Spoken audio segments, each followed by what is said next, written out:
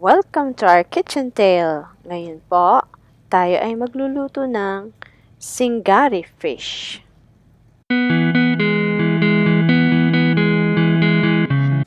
The ingredients are 1 Seabass fish, cleaned and opened, 3 pieces of garlic cloves, minced, a medium size of onion cut into strips,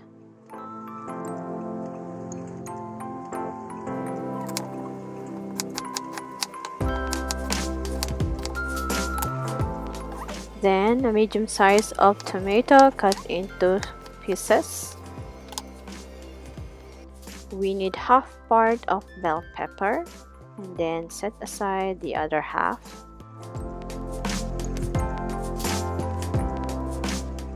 We need also a bunch of coriander leaves, a tablespoon of vinegar, and a tablespoon of lemon juice, then 3 tablespoons of olive oil or kahit ano pong ordinary oil pwede, and then some spices po.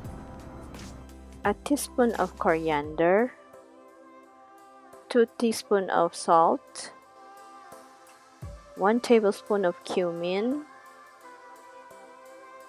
1 tablespoon of turmeric, a teaspoon of black pepper, half a teaspoon of chili powder or more. It's optional. Ngayon po, gagawa tayo ng creamy seasoning. Lahat po ng mga rekado na na-mention ay i-blend po natin lahat. Gumamit lamang po ako ng blender. Kung meron po kayong food processor, it's much better.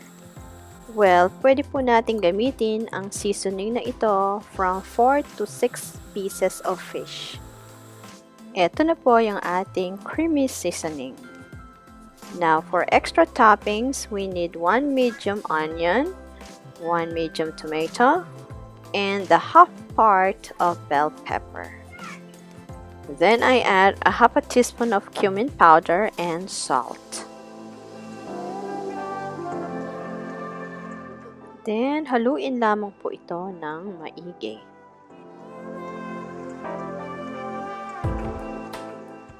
Let's put a little bit of salt sa fish po natin before we put the seasoning. Ngayon po, ilalagay na po natin yung creamy seasoning as a topping sa ating fish. To give you an info about this dish, Singari Fish is a Mediterranean dish full of flavors because of the spices and ingredients. It brings out the best and delicious taste of a fish. Well, sea bass fish is low in calories. It has high protein and also have omega-3 fatty acids, and it rich source of vitamin B6. With this dish, you can also use sea bream and mullet or biyak. Then, ilagay na po natin yung toppings or extra toppings.